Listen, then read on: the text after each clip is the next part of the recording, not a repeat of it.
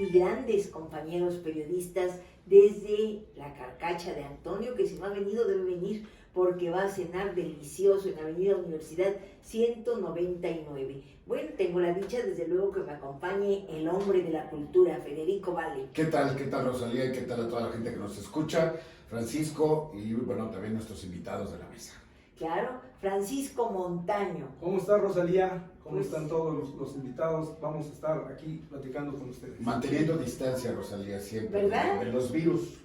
Y también desde luego tenemos la presencia de la diputada Marisela Zúñiga, que ella nos va a hablar de ANTAD, la Asociación Nacional de Tiendas de autoservicio departamentales. De autoservicio departamentales. No, Qué datos tan interesantes. Nos va a hablar de la gandalle con los viejitos, Así con nuestros es. viejitos. Pero también tenemos al senador Emilio Álvarez y Casa Longoria, que va a hablar acerca de la atención económica para la cuarentena declarada por coronavirus. ¿Cómo está, senador? Buenas noches.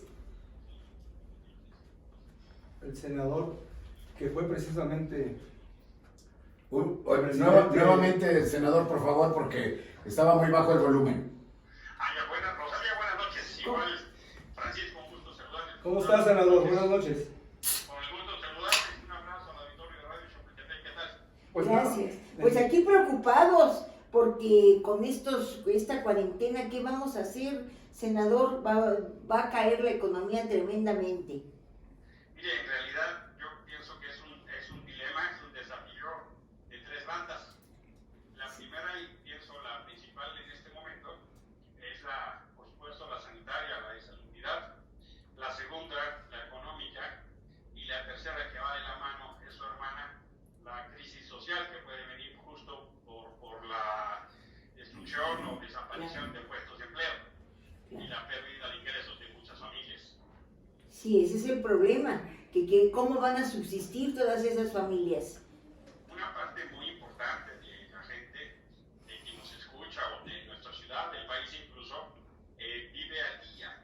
Es gente que trabaja en economía informal, Claro. es gente que esencialmente se dedica, o si son meseros, que si son albañiles, que si trabajan en el transporte como peceros, incluso en el turismo o como operadores. Hay una enorme cantidad de la gente que en nuestro país que trabaja y que vive el día. Y pienso que es momento de ir más allá en un programa de atención económico y social por la crisis del coronavirus. Pienso que tendrá que reorientarse el gasto público, pienso que tendrá en su caso que suspenderse si es necesario diferentes tipos de proyectos, pero ya tendríamos que estar pensando en algo como un ingreso básico universal o algún tipo de proyecto que permita que la gente coma, porque ya desde la semana pasada, si no es que la anterior, empezaron a cerrar muchos microempresas y negocios que son la gran mayoría de los que dan fuentes de empleo en México. Sí, qué bueno, senador, que ustedes desde la Cámara de Senadores está viendo, sobre todo el senador Emilio Álvarez y Casa, pues que esto no sea tan dura esta pena para todos los mexicanos, sobre todo los que vivimos al día. Fíjese que yo conozco gente, por platicarle, que trabajaba en un restaurante. Déjeme ponerle un ejemplo. Claro. Hay una chica que estaba en una cocina en un restaurante ahí en Prado Sur, en Las Lomas. Sí. Ella trabajaba con un equipo de 18 personas, servían 170 comidas al día. El lunes de la semana pasada sirvieron 50, el martes sirvieron 20, el miércoles vendieron 3,000 pesos y el jueves el dueño les dijo, o sea, hace una semana, muchachos todos a la calle, se cierra el restaurante. Un joven que trabajaba en ese lugar que era de Chiapas le dijo, oiga, pero yo ya no tengo ni para la renta ni para comer. Bueno, pues te pago el boleto a Chiapas. Y Este chico les dijo, oiga, pero ¿para qué me voy allá a quitarme lo que no tiene? Eso fue hace una semana, Rosalía. Por eso yo he urgido y urjo a nuestro presidente, a los gobernadores, a la jefa de gobierno, que han venido anunciando medidas que celebro, pero que les invito a que lo hagan con más velocidad, a que no se esperen a que haya saqueos por comida, bajo ninguna circunstancia de acompañarse ningún saqueo y menos con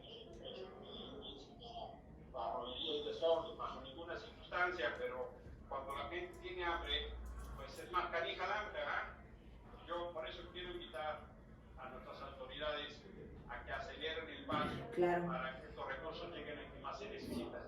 Oye, senador, tú que eres especialista en materia de derechos humanos, fuiste ombudsman de aquí de la capital, pues Así es. a mí me preocupa lo que vendría como por la tercera fase, que serían estos toques de queda, que incluso algunos estados de aquí de México ya están pensando en ello. Esto es muy delicado, ¿no, senador? ¿Cómo ves tú esto si se llegara a dar? ¿Cómo le va a hacer el gobierno para aplicar esto en caso Mira, necesario? yo lo veo muy delicado. Me preocupa mucho que una de las primeras víctimas en esta crisis sean nuestras libertades y derechos.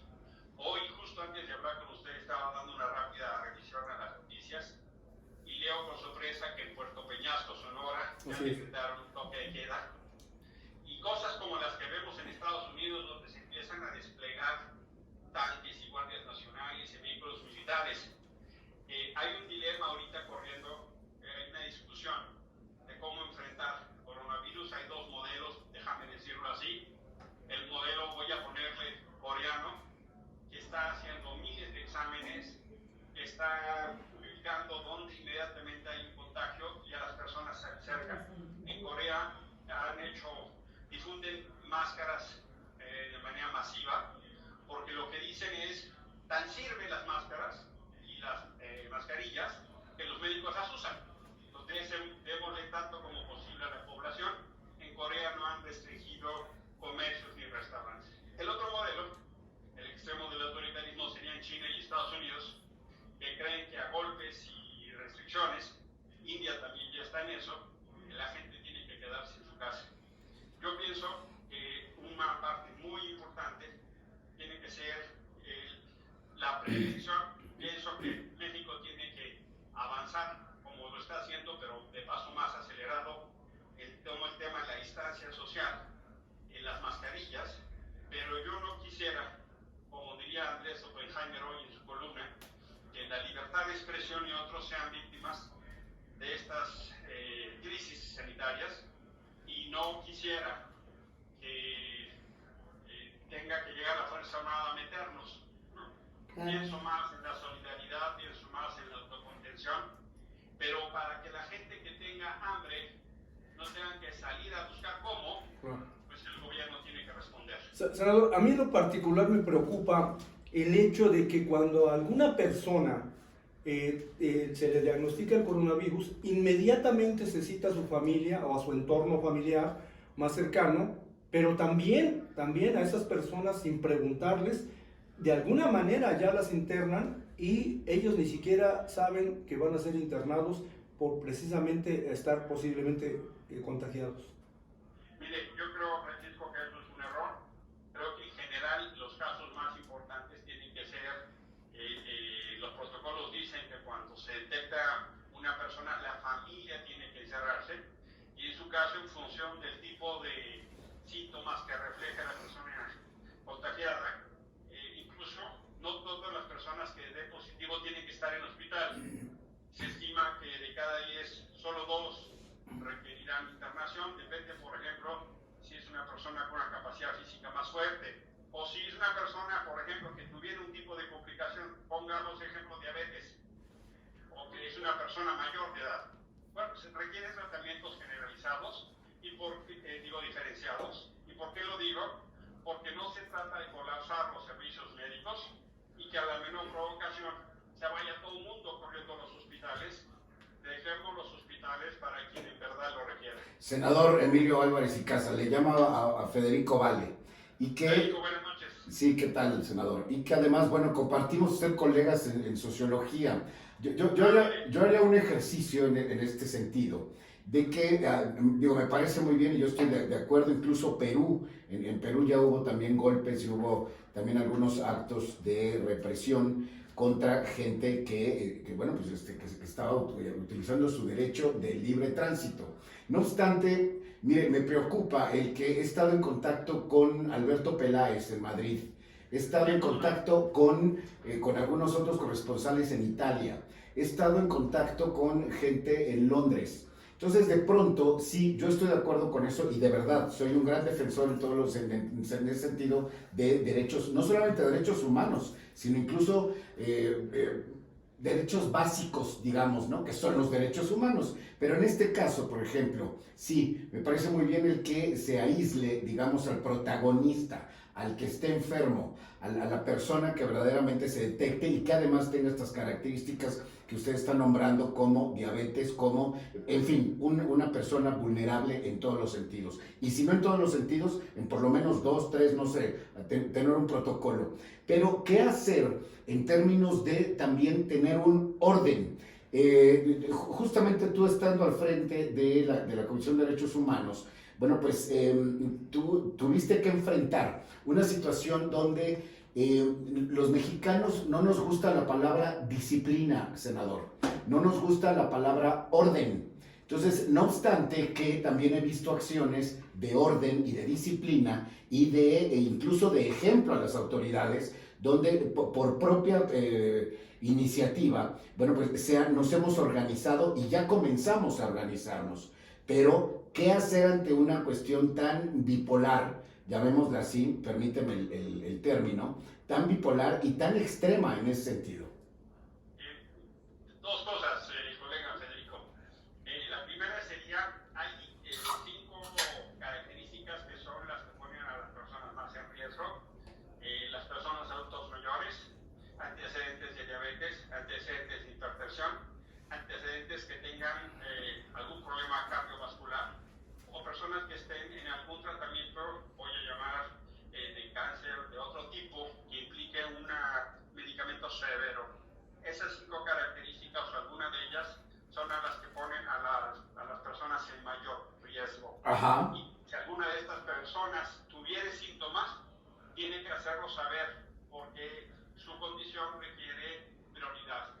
Ahora, México, por supuesto, es un país, yo lo voy a decir en positivo, más que disciplinado, voy a decir ama las libertades. Digámoslo así, exacto. Mucho trabajo nos ha costado y creo que las gozamos y las defendemos. Yo pienso y evoco el ejemplo de H1N1. En ese momento nos aislamos todos, dejamos los estadios vacíos, dejamos las calles vacías, dejamos los parques vacíos y no hubo necesidad de toque de queda. En ese momento dimos un ejemplo al mundo de que somos capaces de entender cuando hay riesgo. Pienso que es momento de apelar a esos aprendizajes. A espontaneidad. Ya hemos tenido.